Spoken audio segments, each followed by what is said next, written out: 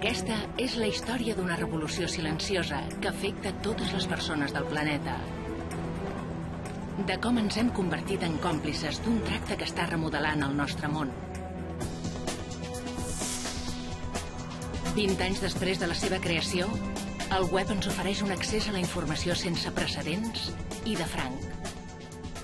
Els avantatges d'una font disponible, gratuïta, de tota la informació del món, a l'abast de tots els éssers humans que es poden connectar a internet, són extraordinaris.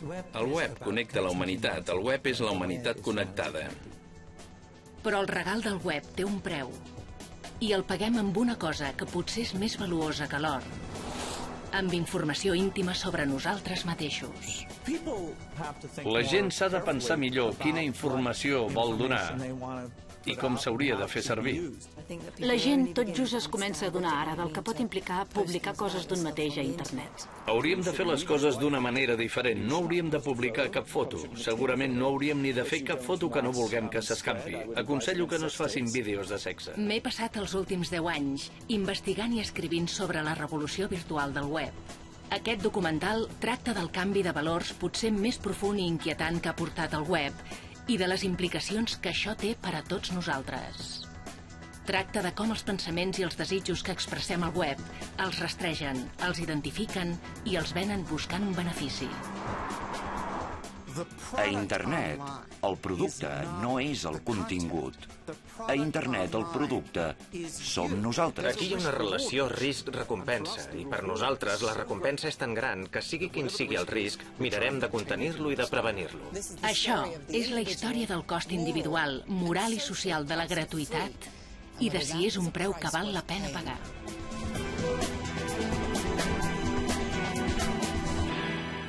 La revolució virtual.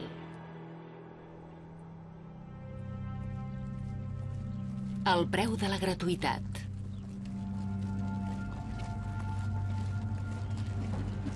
Això és West Point.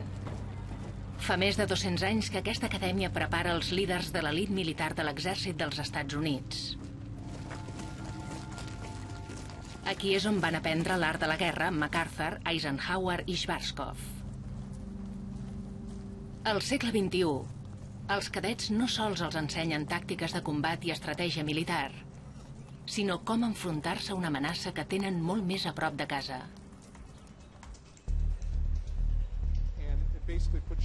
Ara, el web forma part del seu currículum. Tots hem sentit a parlar dels troians. El que fan en resum és passar el control del nostre ordinador a una altra persona. El tinent coronel Greg Conti vol que els seus cadets vegin com el web fa que tant els governs com la gent que el fa servir siguin extraordinàriament vulnerables. El web és una de les tecnologies més populars de la història de la humanitat.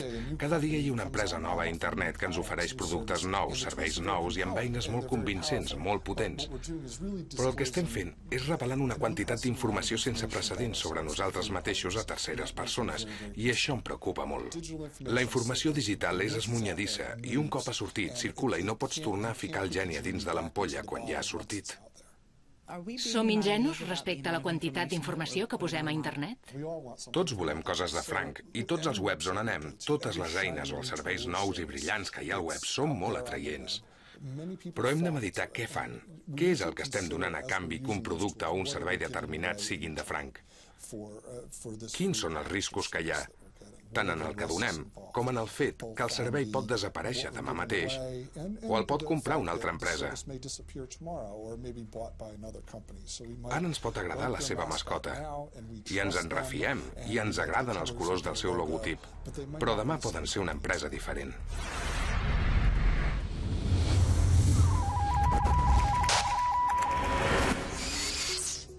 Al cap de 20 anys de la seva invenció, el web ens enfronta a un dilema gegantí que només ara s'està fent totalment patent.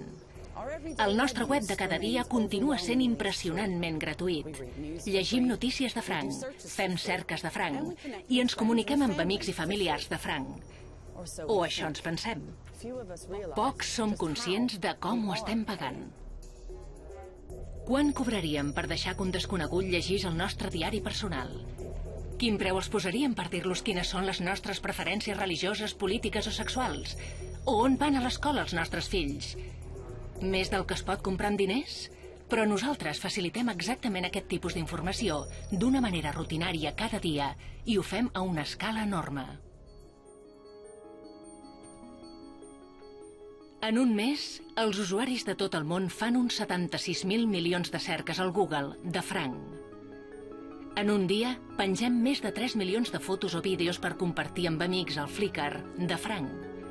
En un mes, es calcula que uns 350 milions de persones miren les desenes de milions de blogs del món, de franc. Però ara mirem-ho al revés. I veurem que aquesta gratuïtat és una il·lusió. Cada mes, Google aplega milers de milions de dades de cerca que els ajuden a afinar el seu cercador i a vendre anuncis específicament dirigits. Cada dia, Flickr rep 3 milions de fotos i vídeos al costat dels quals hi pot col·locar publicitat. Cada mes hi ha blocs que permeten a les empreses publicitàries col·locar un dispositiu rastrejador, conegut eufemísticament com a galeta, als nostres ordinadors, que revelarà els nostres interessos a xarxes comercials perquè ens puguin enviar més publicitat. Els empresaris de la Vall del Silici són els capitalistes sense escrúpols del segle XXI. La manera de presentar les seves idees i el seu poder és molt més intel·ligent, molt més perfeccionada que la dels capitalistes del segle XIX. Però em sembla que d'aquí a 100 o 200 anys, quan mirem enrere els Googles i els YouTubes i els Yahoos, hi veurem gent molt semblant als Carnegies i als Rockefellers i als Stanfords que van dirigir la revolució industrial.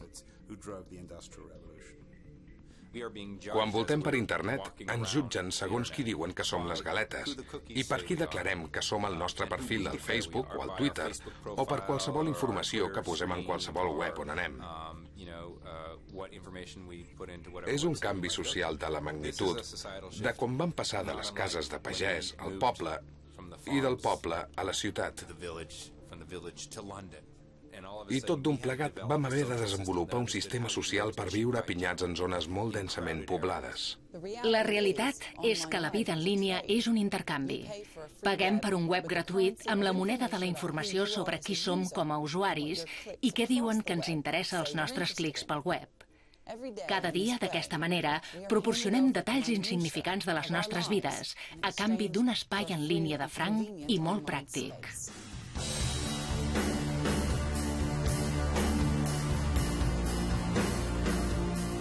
Per entendre com hem acabat sent una mercaderia al web, necessitem retrocedir 16 anys i mirar els primers intents d'una gran empresa de colonitzar el món en línia.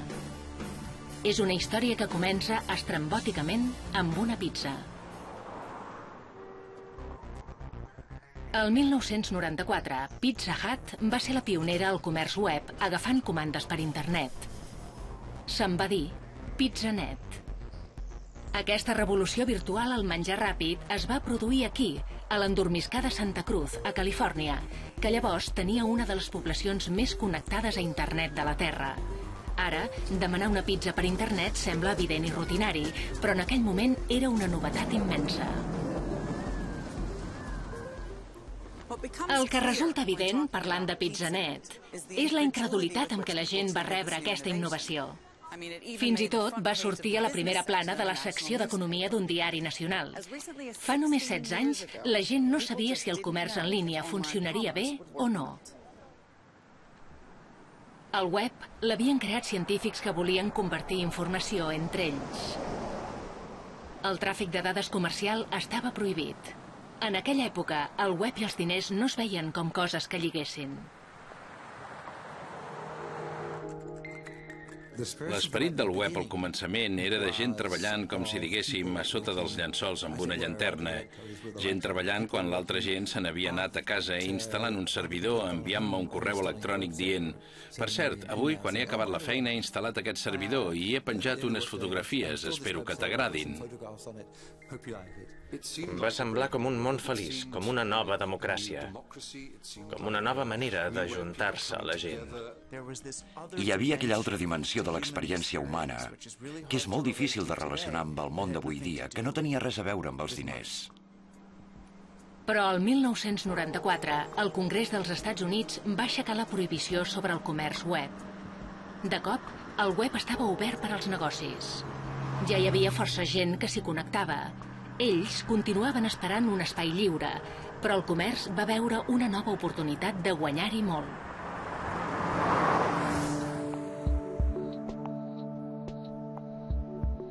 Mentre que el web del principi tenia les arrels en l'acadèmia i en la contracultura de Califòrnia, la primera gran operació comercial al web tenia les arrels a Nova York, amb el somni d'una relació nova, interactiva amb els clients. Em sembla que el que vam fer bé va ser potenciar un enfocament autènticament obsessiu en l'experiència com a client. Amazon s'ha convertit en la botiga al detall més popular del món. Té una base de clients de 124 milions de persones a tot el món que compren productes que van des del seu negoci central, els llibres, fins a qualsevol cosa, des de televisors a menjar o roba. El 1994, Jeff Bezos era un analista d'un fons d'inversió de Nova York i el van impactar les oportunitats comercials que s'obrien tot d'un plegat amb el web. La utilització del web creixia un 2.300% cada any. I jo no havia vist mai res que creixés tan de pressa. I encara que era clar que el punt de partida era molt baix, la majoria de la gent no havia sentit a parlar del web el 1994, també era evident que qualsevol cosa que creixi tan de pressa, encara que ara sigui diminuta, demà serà a tot arreu. Tenia una escala molt napoleònica del que volia fer ja des del principi. Però de moment el primer pas era fer la llibreria. I això per si sol ja era una tasca força insòlita. Bezos es va adonar que el problema fonamental de les llibreries convencionals era la seva mida. Aquesta, per exemple, pot tenir uns 5.000 títols. Per més ben portada que estigui, la tria sempre serà limitada. El que es podia fer per internet, que no es podria fer mai en una llibreria física, era crear un fons universal amb tots els títols, absolutament tots. Aquest es va convertir en el somni fundador d'Amazon. Amazon va obrir un camí que van seguir d'altres. La comercialització del web va ser l'inici d'una revolució en les compres i d'un canvi fonamental en els valors del web. El ritme de creixement va ser espectacular. Anàvem cap a una cosa enorme. L'empresa tirava cap amunt com cap altra a la història de la venda al detall. L'espai universal instantani gratuït s'havia convertit en el mercat universal instantani gratuït. Per tot el món, els empresaris buscaven la manera d'emportar-se un tros del pastís. Estàvem reinventant l'empresarialisme, la nostra mena de creativitat. Potser hi havia la sensació que algunes de les indústries més antigues estaven canviant. Era una època en què la joventut, la vitalitat i el dinamisme es lloaven al Regne Unit a l'estil nord-americà. Va ser una època molt emocionant. L'emoció estava justificada. Entre el 1995 i el 2000 es van registrar més de 20 milions de noms .com. In a very few short years we've got to the spectacle of billionaire teenagers with barely descended testicles spraying the stock exchange. Who can say what the e-world will be like in another 5 years? Hi va haver l'optimisme que sempre acompanya l'aparició d'una tecnologia nova tan brillant i el futur interessant que es preveu. No va durar gaire. A mi no em va durar gaire, no perquè sigui cínic, em penso, sinó perquè la història ens n'ha donat prou exemples. El món feliç es va convertir en sinònim de bitllets de banc. Les accions s'estima que han pujat 1,25 bilions de dòlars. Les vendes per internet s'han doblat des de l'any passat. Els anys 90 van ser una bogeria. T'abocaven cubells de diners pel cap. En les últimes setmanes tots els índexs borsaris han assolit nous rècords encapçalats per la pujada extraordinària de les accions d'internet. Com està el Nasdaq ara mateix? Està que treu fum. Amèrica Online, la subhastadora eBay i la llibreria Amazon han pujat tots més del 40% al desembre sol. Internet s'ha convertit en el centre de l'univers tecnològic. Internet es considera encertadament o equivocadament com la pròxima revolució industrial.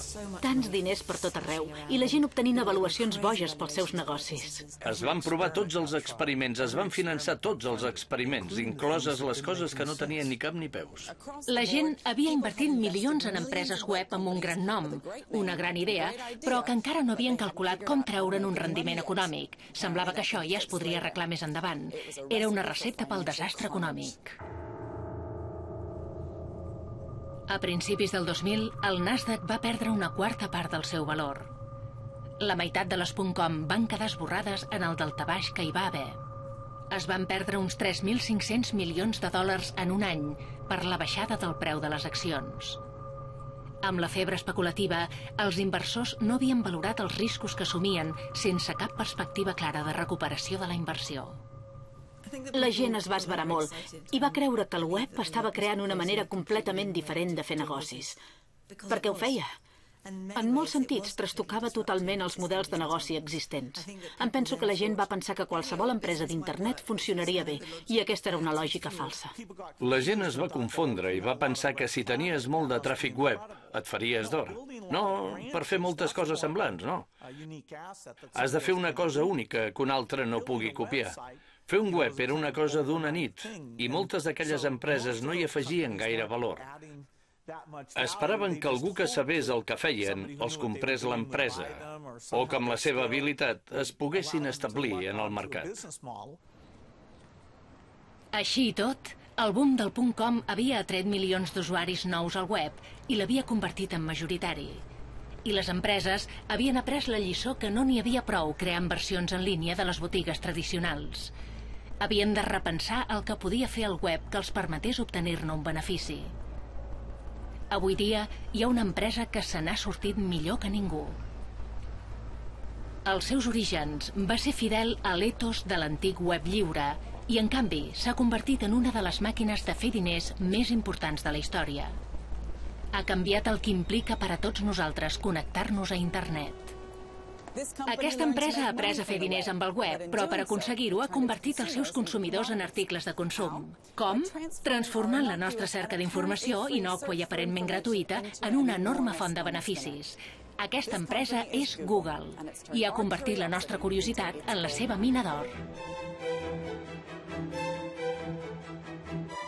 Avui dia, Google té un pes impressionant al web. El Google d'avui és millor que el d'ahir, perquè hem llançat tota una sèrie de coses que l'han millorat. I demà serà millor, perquè aquesta nit llançarem tota una sèrie de coses. Està millorant constantment. Google ens ajuda a treure partit del web. Cada dia es fan més de 2.000 milions de cerques a través dels seus cercadors en 40 llengües diferents. Abans demanaves a una persona intel·ligent consell sobre una cosa, però ara ho escrius al Google i tens tones i tones d'informació, molta més de la que s'havia tingut mai. Però no és només buscar, és compartir vídeos lliurement, al YouTube, que comença a desplaçar la televisió.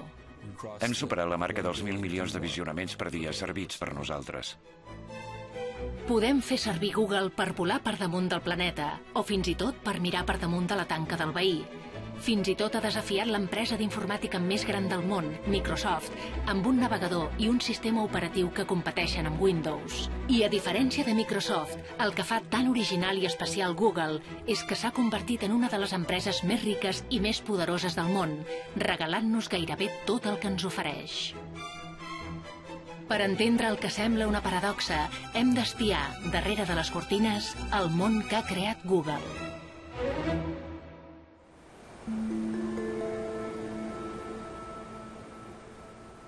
Aquest és el cor que batega de Google.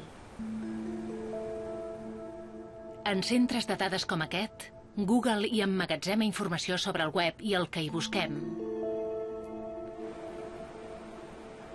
L'últim quadrimestre del 2009, Google va fer més de $200 cada segon a través de les transaccions que van passar per centres de dades com aquest. Els seus beneficis nets anuals van ser de $6.500 milions. I aquests diners venen de publicitat feta a mida d'acord amb la informació que donem a Google. Cada cop que fem servir el Google, els ajudem a fer diners.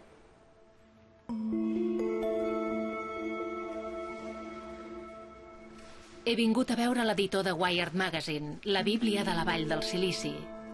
Ell ha seguit atentament l'ascensió contínua de Google. Gairebé es podria dir que Google és una empresa publicitària.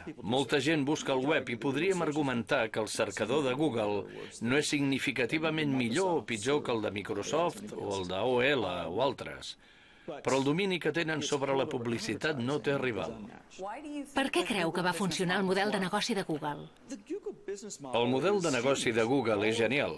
Tot el que fa, el calendari, el correu, els mapes, la gestió de les fotos, tots són coses que pot fer de franc, perquè el cost de proporcionar aquest servei digital és molt baix i augmenten la nostra inscripció a Google i ja guanyarà diners amb nosaltres algun dia.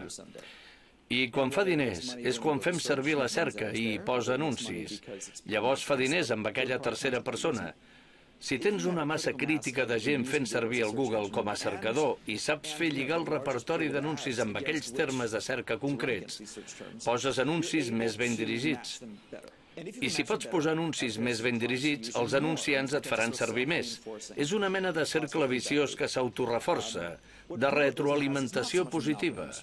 Google no té el monopoli de les cerques, això és fàcil de muntar. El que sí que té és un monopoli incipient de la publicitat a internet.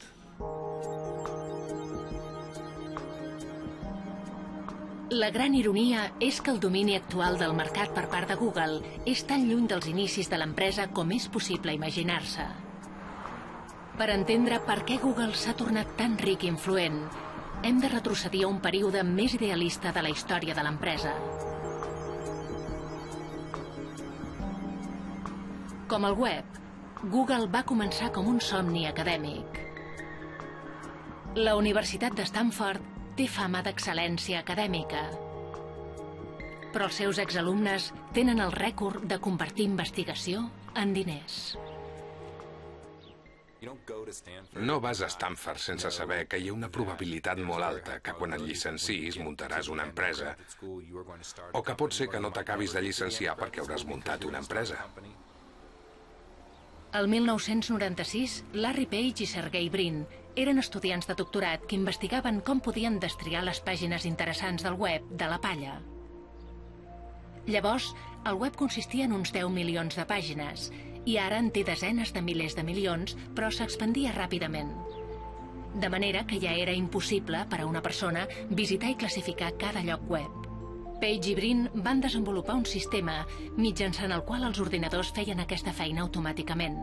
Vaig anar a parlar amb el seu mentor, el professor Terry Winograd, per saber més coses d'aquest gran pas endavant. Es van adonar que cada cop que una persona posa un enllaç a una altra pàgina a la seva web és com si estigués votant. Està dient, aquesta pàgina és prou interessant perquè jo posi el seu enllaç cap a ells. I per tant, si podien recopilar tots aquests vots de tothom que tenia pàgina web, obtindrien un resultat que seria una aproximació molt bona a allò que és interessant de veritat per la gent en general. Page i Brin van dissenyar un algoritme per comptar enllaços entre pàgines al web que proporcionava un valor matemàtic independent de com era d'interessant una pàgina, basant-se en el número d'enllaços que hi remetien i de si aquests enllaços provenien de pàgines que també eren interessants. Page i Brin es van adonar que el que havia començat com un projecte acadèmic es podia fer servir per resoldre un dels reptes més grans del web, com trobar el que busquem. Quina és la relació entre grau d'interès i cerca?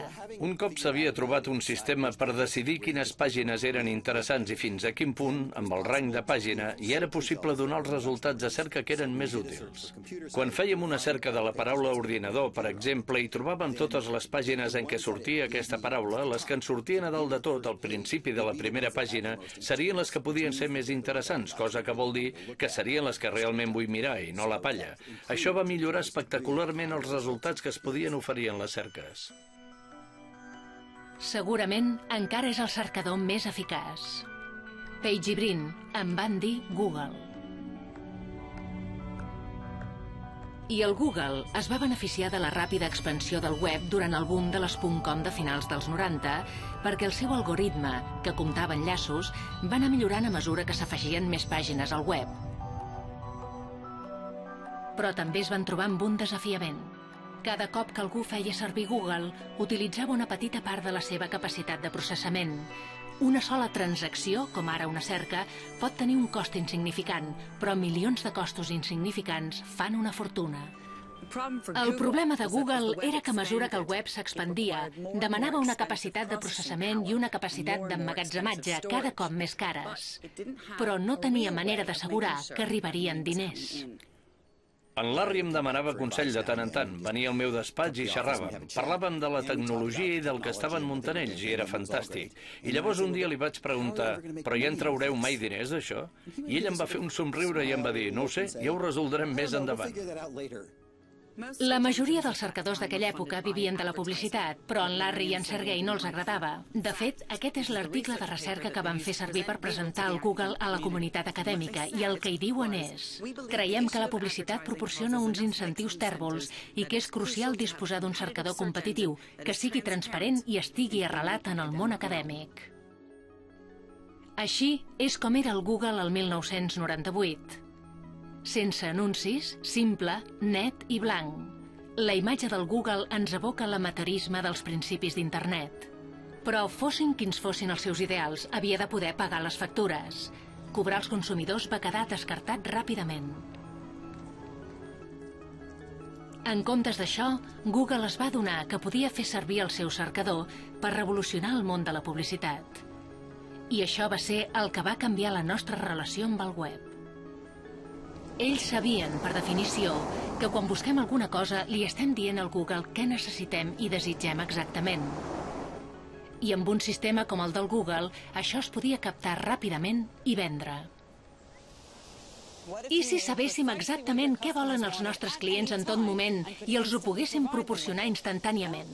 Aquest era el sant grial que feia dècades que buscaven estudiosos del mercat i publicistes, perquè amb aquesta informació podien crear anuncis a mida dirigits als clients que era probable que compressin els seus productes sense haver de gastar diners en l'altra gent.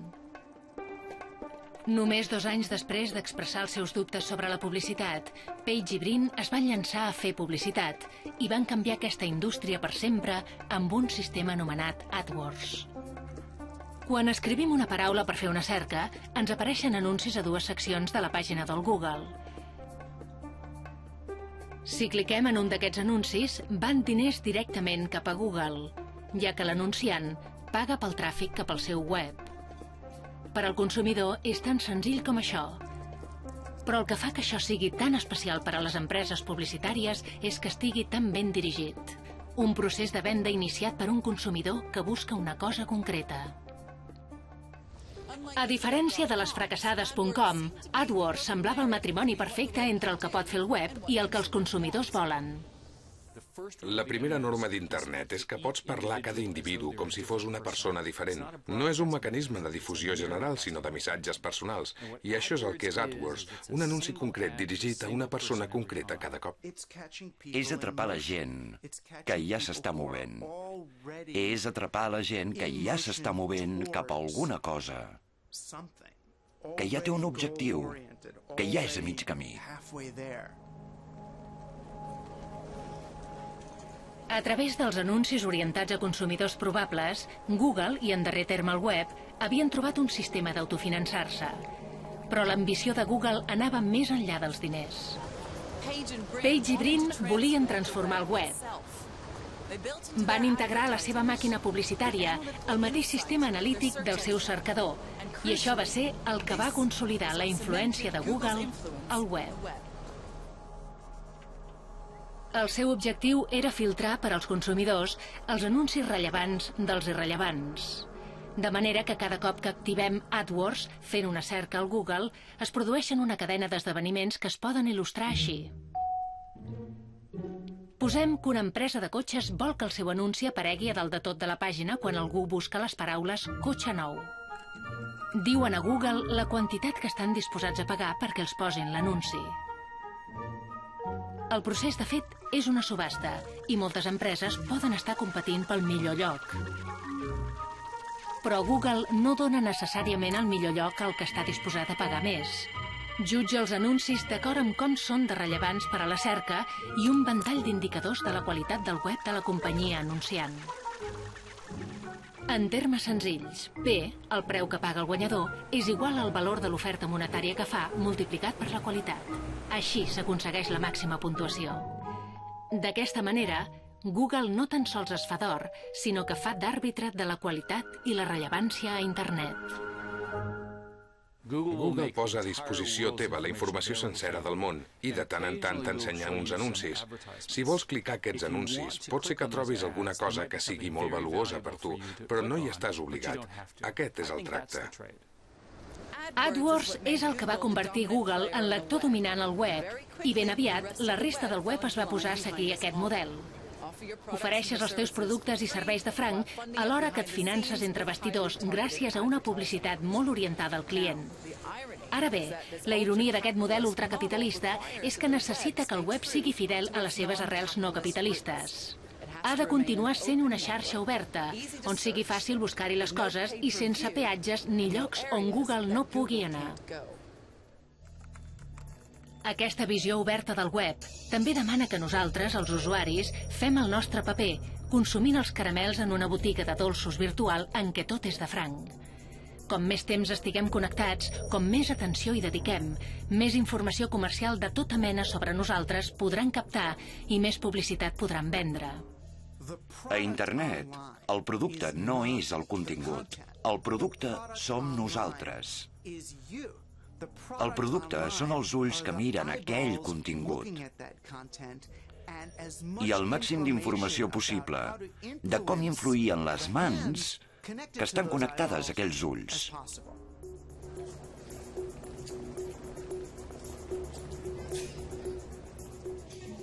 Però si vendre la informació dels usuaris del web és el principi motor que hi ha darrere d'un web gratuït, llavors on ens aturem? On hi ha la frontera entre els nostres drets i la recerca de beneficis?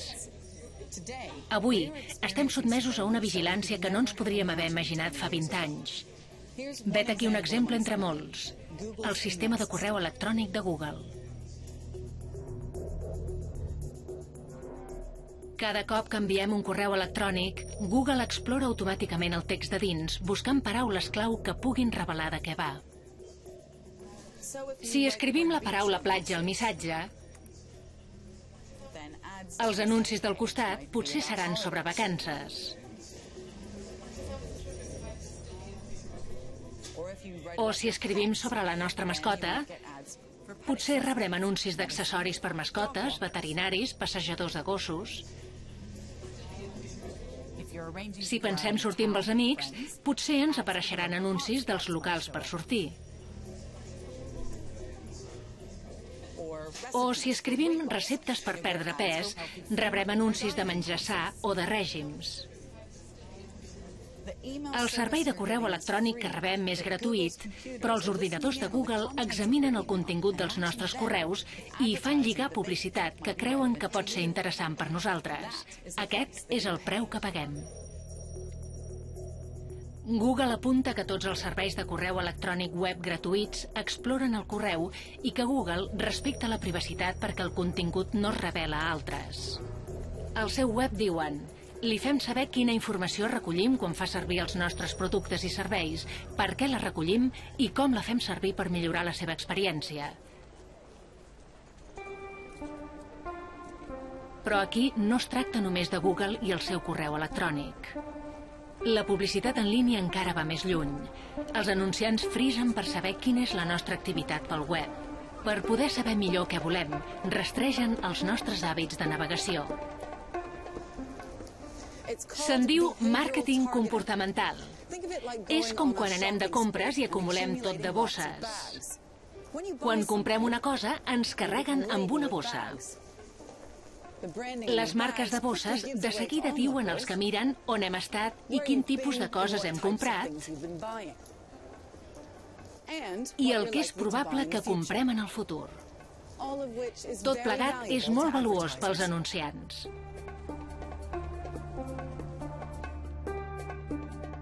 Així és com funciona la versió en línia d'això. Quan visitem un web que conté publicitat, el servidor de l'empresa anunciant ens envia una galeta, un arxiu diminut que identifica el nostre ordinador individual. I mentre naveguem pel web, la galeta fa el seguiment d'on anem i registra els nostres interessos per a l'empresa anunciant. I llavors, ells fan anuncis encara més orientats a l'objectiu. Si visitem un web de cotxes, rebrem anuncis de cotxes. Si visitem un web de viatges, rebrem anuncis de viatges. És així de senzill, però per alguns també molt preocupant. Fent el seguiment del comportament per internet d'una persona, podem construir una imatge de amb qui parla, què llegeix, què consumeix, i amb això podem tenir una idea de la vida d'algú increïblement íntima i potencialment potent. Molts dels judicis que fan tenen molt poc fonament, perquè no saben el context. Si jo miro material sobre el càncer, és per mi, és per un amic, és per un treball de classe, i naturalment d'això en poden sortir decisions reals. No m'irrita bastant la publicitat basada en el màrqueting comportamental.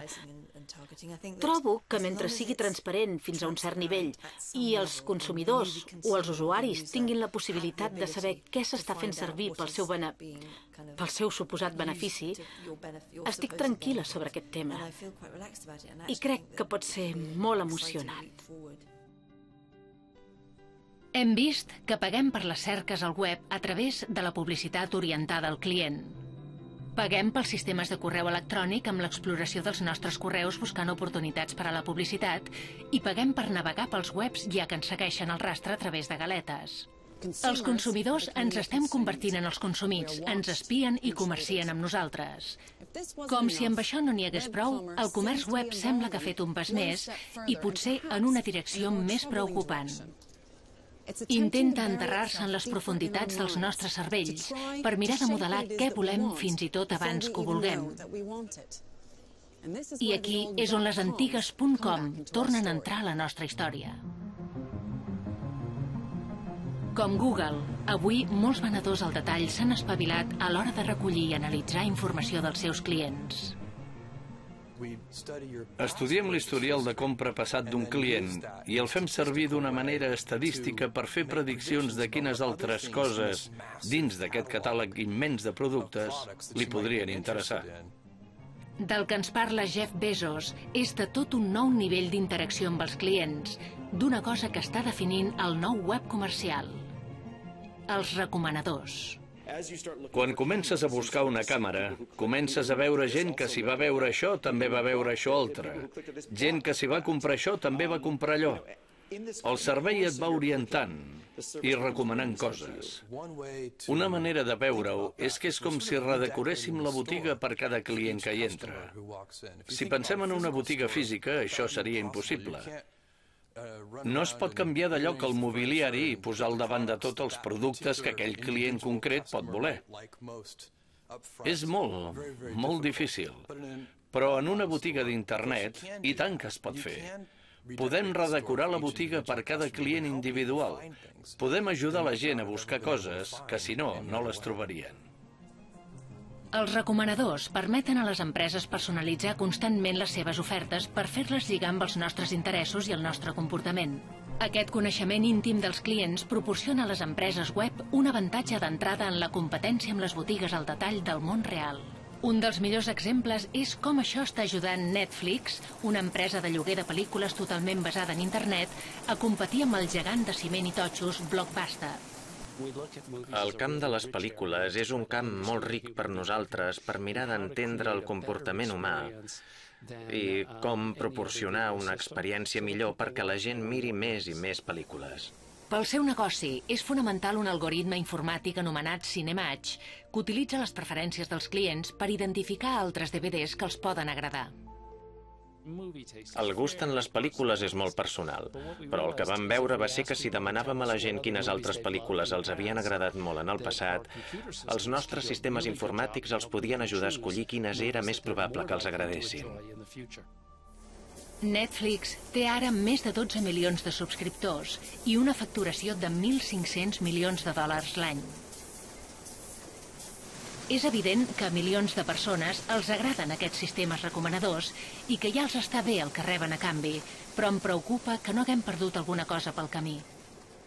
Em pregunto si els sistemes recomanadors no van contra l'objectiu principal del web, les vastes possibilitats que ens ofereix el web de descobrir coses sense proposar-nos-ho, de portar-nos idees noves i imprevistes fruit d'encontres accidentals, no les estem substituint per un procés que aparentment ens eixampla horitzons, però que a la pràctica ens ven les mateixes coses? Amazon, com que té una selecció universal, de fet deshomogeïnitza la cultura. Permet a la gent triar els productes que volen. Llegeixes els llibres que vols, no els que els llibreters han seleccionat i que acaben en una llibreria d'unes determinades dimensions.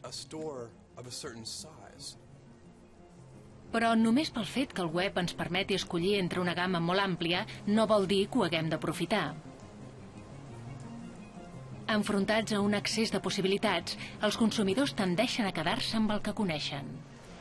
A la pràctica, el que s'ha fet evident és que continuem fent pinya en grups que confirmen les nostres creences.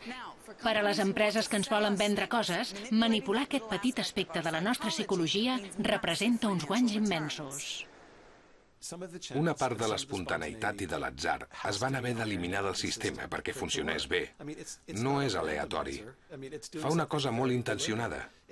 Fa una mena de filtre col·laboratiu, com se'n va dir al principi, que busca patrons i intenta fer servir aquests patrons per vendre'ns una cosa. Els recomanadors se'n surten molt bé, calculant què agradaria a les persones com jo. I diem-m'ho perquè després pugui descobrir què els agrada fer a les persones com jo. I llavors em puc tornar encara molt més una persona com jo. Ens interessa millorar la satisfacció dels nostres clients respecte a les pel·lícules i els ajudem a triar les pel·lícules amb què riuran més, amb què ploraran més, les que els agradaran més. Es tracta de complaure el consumidor i si això els redueix el camp, molt bé. Si els l'eixampla, també. Els recomanadors, dient-me què fa la gent com jo i animant-me a ser com una persona com jo, m'ajuden a ser més com el meu prototip de persona. I com més em torno com una persona com jo, soc menys jo i soc més un tipus demogràfic.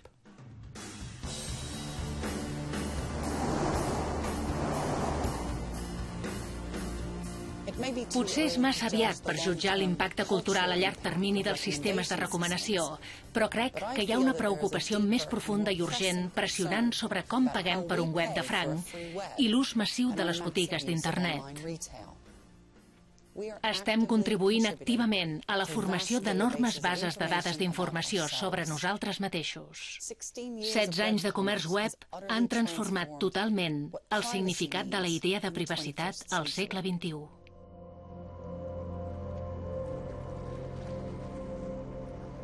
El vent sota les meves ales. 60 homes solters. Temor que el cònjuge contempli la possibilitat de fer-te el salt. Com matar-se amb gas natural. Els dits balbs.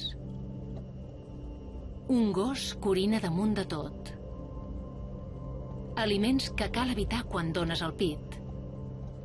Aquests són els pensaments íntims de persones reals, només un fragment diminut de cerques fetes de manera anònima per persones que es pensaven que feien servir el seu ordinador en privat.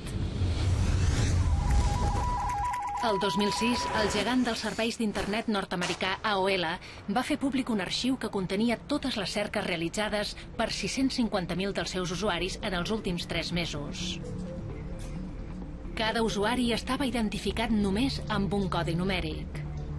Però a un periodista del New York Times el preocupava que aquestes cerques aparentment anònimes fossin tan personals que revelessin la identitat de la persona que les havia fet. Quant de temps trigaria a desemmascarar-los? Un dels codis numèrics em va cridar l'atenció, en part perquè hi havia una gran quantitat de cerques que eren òbviament locals. Paisatgistes de Liburn, Geòrgia, era una de les consultes. I això no és una cosa que busques, si és un poble que és a l'altra punta del país. És probable que estiguis buscant una empresa de la zona. L'usuari només es coneixia com el número 4417749 i les cerques d'aquesta persona aviat van passar a ser molt més íntimes. Hi havia moltes cerques sobre problemes mèdics, efectes de la nicotina, algunes coses sobre la depressió... O la paranoia. La paranoia, una pila sobre la paranoia. I van pensar que potser es tractava d'un home gran i solitari amb molts problemes de salut. En David s'acostava a la seva presa. Juntament amb les cerques regulars sobre empreses de Lilburn, Geòrgia, moltes cerques també giraven al voltant del cognom Arnold. Vaig anar a una guia telefònica en línia i vaig buscar persones amb aquest nom, i n'hi havia 11. Una vivia a Shadow Lake. Vaig tornar a mirar les cerques i hi sortia Shadow Lake, comtat de Gwinnett, Geòrgia. Vaig pensar, ha de ser aquesta persona. Després de només unes hores de feina i fent servir tan sols les cerques i la guia telefònica, en David havia identificat el seu objectiu. Es tractava d'una dona de 62 anys anomenada Thelma Arnold. Ella es va quedar molt parada i es va empipar molt. Va dir, no tenia ni idea que m'espiaven tota l'estona. Tota la meva vida és aquí. La Thelma va explicar que moltes de les cerques d'informació mèdica no eren per a ella, sinó per a amics seus que no tenien accés a internet. La gent escriu preguntes que segurament no farien mai a un altre ésser humà. Són davant del seu ordinador i es pensen que internet és la font de tots els coneixements i no tenen ni idea que hi ha algú que va mirant què busquen. Pensem en les paraules que hem posat als cercadors l'última setmana. Segurament no ens recordarem de la majoria, però com ens demostra la història d'AOL, hem deixat pistes que quan s'ajunten ens poden proporcionar una imatge sorprenentment reveladora de qui som. Hi ha moltes coses que la gent fa al web ara que són molt íntimes. En certa manera, si veiéssim per on navega, podríem descobrir si la persona... Algú que és gai i es planteja si sortir de l'armari i buscar històries d'altres persones, algú que pertany a una religió que és molt diferent de la de la gent del voltant seu. Hi ha tot tipus de coses molt personals que la gent fa al web. Aquesta capacitat massiva de comunicar-se amb altres persones de tot el món, aquesta capacitat massiva d'accedir a tot tipus d'informació i serveis, etc., totes aquestes coses bones tenen un costat fosc. I el costat més fosc del web, fins a cert punt, inclou la capacitat dels que hi ha entre bastidors, dels que ens proporcionen aquest espai d'espiar-nos. La persona normal i corrent sembla que és molt pragmàtica en aquest tema. Mentre funcioni i es compleixin totes les lleis, no sembla pas que els faci res compartir informació personal per millorar la seva experiència.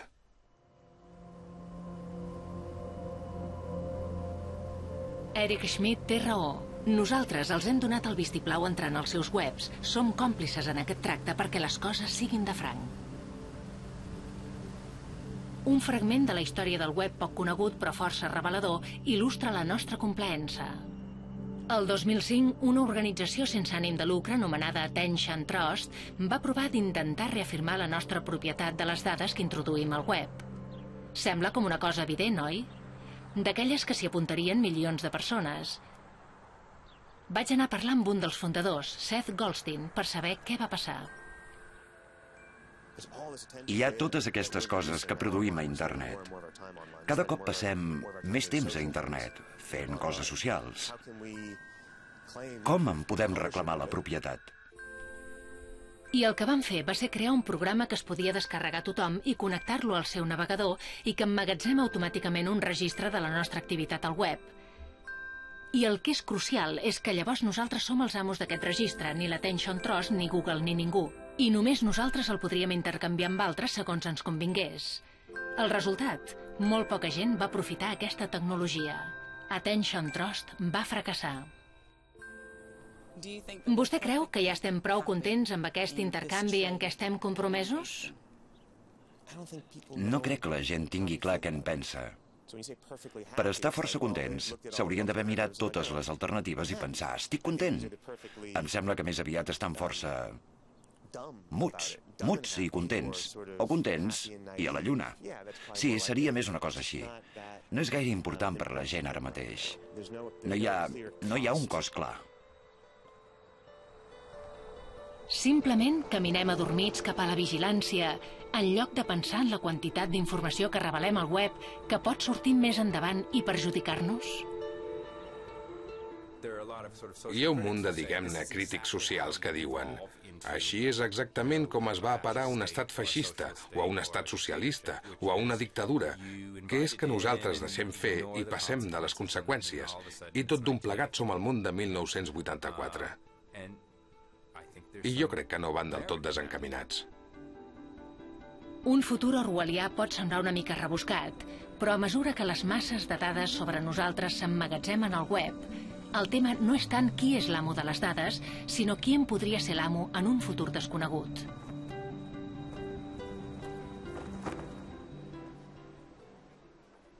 Dana Boyd és una sociòloga de la Universitat Harvard que creu que hi ha lliçons de la història de com les dades recopilades avui poden tenir conseqüències no desitjades demà. Hi ha hagut moments en la història en què hem recollit quantitats enormes de dades sense ni tan sols pensar en com es farien servir en el futur, sovint amb intencions molt bones. Un bon exemple d'això és que a principis del segle XX, els Països Baixos van començar a recollir tot tipus d'informació sobre els seus ciutadans amb la millor de les intencions. Una de les dades que van recollir durant aquest període va ser la religió de la gent per donar a la gent un enterrament adequat. No tenien ni idea que el 1939, quan els nazis van envair els Països Baixos, aquestes dades s'utilitzarien com es van utilitzar. Tenim empreses recopilant grans quantitats de dades sobre els ciutadans. La gent ni s'imagina la quantitat d'informació que s'està acumulant. Tenen la impressió que es podrien fer coses terribles amb aquests expedients enormes. Francament, la majoria d'empreses no estan gaire segures de què fer-ne. Encara s'ho estan rumiant, però de moment van recollint totes aquestes dades i no estan gaire segures d'on els portarà la cosa. Però potser tan preocupant com aquestes enormes bases de dades automatitzades són les bases de dades on lliurement afegim informació íntima de nosaltres mateixos. La gran onada d'innovació web des del Google ha sigut en els mitjans socials, la creació de xarxes a través del vídeo, els microblogs i webs com Facebook i MySpace. Els joves han sigut pioners en aquesta revolució i Dana Boyd està estudiant com se senten vivint en un espai comercial en línia. Es recopilen tantes dades sobre nosaltres al web? Vostè pensa que als nanos ja els està bé això? Creu que saben què està passant? O pensa que són ingenus respecte al que passarà amb el seu rastre de dades? La ironia és que els joves entenen el negoci que hi ha al voltant de la publicitat molt més bé que no pas a les implicacions a llarg termini d'aquestes dades i d'aquesta informació. Una de les coses que se sent dir als joves és que si hi ha anuncis vol dir que és de franc. I s'estimen més que sigui de franc. I també el tema és que no han conegut mai un món no comercial. La publicitat sempre ha sigut omnipresent a les seves vides. La generació que ha crescut amb el web pot estar acceptant la realitat comercial a canvi d'un servei gratuït. Però no s'estan perdent el que l'antic web havia promès? El que hem fet és limitar l'abast de l'expressió humana i l'activitat a internet a les coses que entren dins dels esquemes del mercat. Fixem-nos en l'evolució de la presència personal de la gent en línia, des dels webs extravagants, individualistes i altament personalitzats, a les pàgines de l'HTML de mitjan anys 90, els perfils totalment conformistes i rígids d'ara, de MySpace i Facebook. Ja no ens podem definir a nosaltres mateixos per res nostre. Ens hem de definir per quins llibres comprem, quines pel·lícules ens agraden, quines actrius admirem, si som solters, casats o busquem parella, per coses que el mercat entén. Però els problemes a què s'enfronten les generacions més joves són encara més profunds. Em preocupa que no tenen gaire clar un dels fenòmens de la informació digital. Un cop és al web, és gairebé impossible d'esborrar. Totes les nostres interaccions al web, des de les nostres actualitzacions d'estat al Facebook i al Twitter, fins a les notícies que compartim amb familiars i amics o les xafarderies que s'escampen sobre nosaltres, estaran en línia per sempre. El web, a la pràctica, ens fa immortals. L'avantatge és que hi podem continuar vivint. Hi ha milers de morts que segueixen rebent actualitzacions i fins i tot se'ls pot veure al Facebook. Però l'inconvenient és que els joves que estan creixent en públic, vivint una part tan gran de les seves vides al web, s'hauran de resignar que es mantinguin vives totes les seves indiscrecions de joventut que podrà saber qualsevol persona, futurs caps, futurs socis, futurs amics, i això durant la resta de la vida. El fet que siguis una persona normal no t'ofereix cap garantia que fotos teves estan borratxo o inconscient no s'escamparan per internet. I així, en un cert sentit, tots hem de viure com els famosos, perquè hi ha aquesta possibilitat que se'ns tracti com a tals.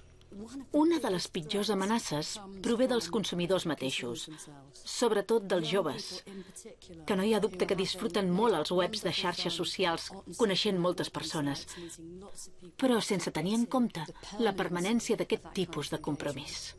Quan la gent pensa que les empreses poden tenir la seva empremta genètica, els preocupa per les decisions que es puguin adoptar sobre assegurances, prestacions mèdiques, estil de vida, sobre la base d'aquesta empremta genètica. L'empremta digital és tan valuosa com aquesta altra. De veritat volem que aquests detalls íntims sobre nosaltres mateixos estiguin a disposició de tantes persones i ens sentirem igual respecte al que vam fer ahir a la nit, no només l'endemà, sinó 40 anys després? Hem vist com tots comerciem una mica amb la nostra intimitat cada vegada que fem una cerca a la xarxa. A canvi d'un web gratuït, la nostra intimitat s'ha convertit en una mercaderia. Nosaltres som unitats econòmiques en el que ha passat a ser la nova frontera comercial. Hem participat en aquest tracte en molts casos sense saber-ho, potser perquè senzillament no pensem que estem fent un intercanvi al web. En un ordinador a casa o tenint una conversa íntima pel mòbil mentre viatgem, tenim la sensació que som a dins d'una bombolla tancada i privada. Però la realitat de les xarxes obertes del web és que estem, de fet, sempre en públic. El que fem als nostres ordinadors pot ser vist, analitzat i utilitzat per altres persones de tot el món. El web altera el nostre sentit de l'espai públic i privat. No només ens estem comunicant amb un ordinador. De fet, estem tenint una conversa amb una multitud d'ordinadors a tot el món i miren què fem.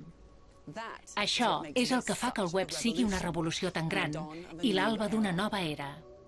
Alguns genis, quan se'ls deixa sortir d'una ampolla, poden causar problemes i certament no sempre se'ls pot tornar a ficar a l'ampolla. Quan van sortir els cotxes, la gent estava horroritzada per les morts a la carretera. Horroritzada. No se'n sabien a venir. Hi ha centenars de persones que els estan aixafant cada dia. Era grotesc. I si eres al cotxe i frenaves a 50 per hora, et mataves al volant, et trencaves el coll. La gent no parava de matar-se. Van dir, ui, s'ha acabat això, no podem tenir cotxes, ho sento? De la mateixa manera, hi ha gent que diu que els mòbils fan microones i provoquen càncer de cervell. També podem dir, doncs, s'ha acabat aquesta tecnologia. I un bé negre. Hi ha una relació risc-recompensa, i per nosaltres la recompensa és tan gran que, sigui quin sigui el risc, l'assumirem i mirarem de contenir-lo. No m'agrada aquest punt de vista extremista, que el web és de sobte una zona de perill on la gent desagradable pot trobar més fàcilment els seus objectius vulnerables. Això és extremisme. Com sempre n'hi ha hagut, a totes les societats. Mentre s'eduqui la gent sobre els riscos, a mi em sembla que la major part del que passa al web és interessant, engrescador, solidari, divertit, entretingut i màgic. Paradoxalment, el que ens deixa desprotegits com mai és també el que fa que el web sigui una oportunitat màgica per compartir, rondar i ficar el nas en les riqueses del coneixement humà. Però amb el comerç dominant cada cop més el web, crec que ens hem de despertar i entendre el veritable cost de la gratuïtat. Com això està redefinint la intimitat, l'espai personal i potser, en última instància, qui som.